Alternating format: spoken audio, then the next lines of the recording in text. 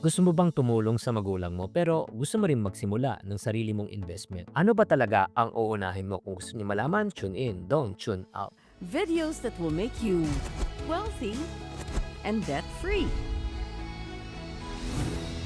Hi there, this is Chigitan, your pambansang wealth coach. Usapang suportahan muna ng ating mga mahal sa buhay. Alam nyo ba, 7 out of 10 Filipino breadwinners ay hindi nakakapagsimula ng investment dahil inuuna nila ang pagsuporta sa pamilya. Isa ka rin ba doon? Kung isa ka doon, type me sa comment section. Pero ang tanong, hanggang kailan ka ba magbibigay para ikaw ay makapagsimula para sa iyong sarili? Well, just to give you a perspective, itong conversation na ito ay medyo sensitive. Kaya nga, para sa mga taong naguguluhan, bibigyan ko kayo ng easy step to start investing even if you are a breadwinner. So handa na ba tayo? First, ang kailangan po natin alamin ay ang tamang mindset muna sa pag-i-invest. 85% of the Pinoy hindi nagsisimula ng invest kasi feeling nila, feeling, kasi kulang ang kanilang kinikita. Well, if you have that feeling, let me tell you this, it is not correct. Correct in the sense kasi hindi mo kailangan maging milyonaryo para makapag-invest. Kahit maliit na halaga, pwede kang mag-invest. As a matter of fact, yung investment initially, ang goal mo hindi talaga kumita. Ang goal mo is para matuto. Let me repeat, ang goal sa pag-i-invest hindi para kumita agad. Kasi hindi ka naman kikita agad pag nag-invest ka. Ang goal mo talaga to learn. Trial and error.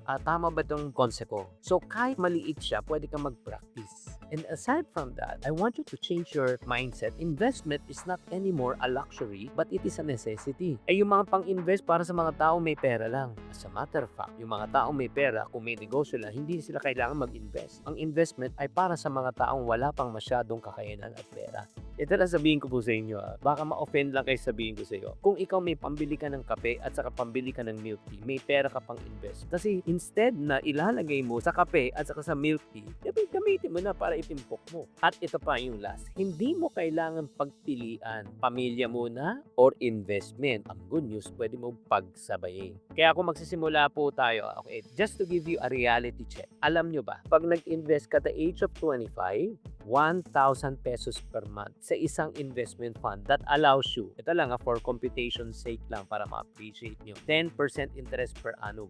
1,000 pesos per month, that's 12,000 pesos per year. Okay? Mag-start ka from 25 to 60, so 35 years. So kung 35 years times 12,000, ang ma-save mo ay 420,000 in 35 years. However, pag in-invest mo siya every month, 10%, 10%, 10% per annum per annum to, hindi per month 1,000 per month ang hulog mo, 10% per annum. Alam nyo ba, yung 420,000 nyo ay magiging magkano? 2.3 million pesos by the time you reach the age of 60. That is if you invest 1,000. Paano kung nag-invest ka ng 10,000? Hindi na to 2.3 million, magiging 23 million na to. Kaya mga kapatid, huwag mo na hintayin ng right time. Ito na ang tamang panahon. So that's number 1. Number 2, magsimula ka ulit. Maliit, 50 pesos, 100 pesos, 500 pesos. Meron bang ganun? Sige, pag-usapan natin. Ito na, 500 pesos, Pag-ibig MP2 fund, tax-free. 5 years holding period. Mutual funds, pwedeng 1,000. Stock market, 1,000. Sa mga crypto, pwede na 500, 1,000. Pwede ka mag-umpisa.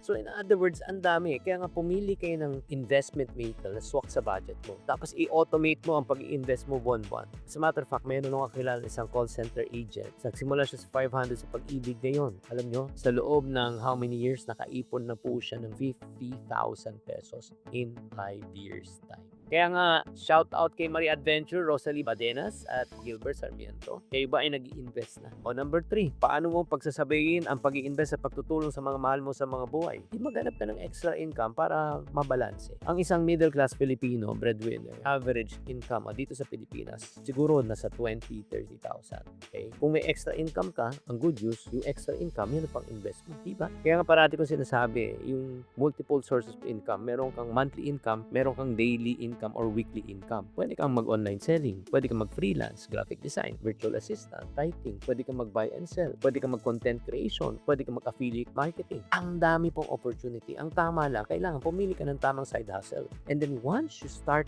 earning in the side hustle, alam mo gawin mo? Invest mo. Yan ang ginawa ng isang teacher. Gumawa siya ng review materials at binenta niya online. At because of that, kumikita siya ng extra 10,000 pesos per month. So, yun ang ginagamit niya pang tulong. Tapos yung sweldo niya, yan ang ginagamit niya pang invest. Pang-apat po, para pagsabayin natin ang pag-i-invest at pagtulong, set realistic goals. Like for example, alam nyo ba, 42% of people never set their goals. That's the reason why they never hit it. Mag-set ka, short term, medium term, long term. Short term, 1 to 5, medium term, 6 to 20, 21 and above ang long term. Like for example, short term goal mo, anong gusto mo? Makabayad sa utang or save, makapag-invest. Medium term, bahay, sasakyan, negosyo. Long term, retirement, financial freedom. In other words, posible siya kapatid. Kaya mga kachink, no, hindi mo kailangan mamili between family or investment. Pwedeng pagsabayin to kung tamang strategy. Kaya nga, based on the strategy that I have given you, number 1, to start small. Number 2, at extra income. And then number 3, be consistent lang. Alam mo, kapag mas financially stable ka na, mas makakatulong ka na sa mga mahal mo sa buhay. Kaya nga, investing is not just about money. It's about starting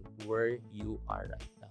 Kung gusto nyo matutong mag-invest pero hindi nyo alam, just type invest in the comment section and I will send you a link para magkaroon tayo ng isang special session to teach you on how you can really start your own investment. Maraming salamat po. Parating tatandaan, tamang karunungan, tamang disiplina po ang susi sa pagyaman.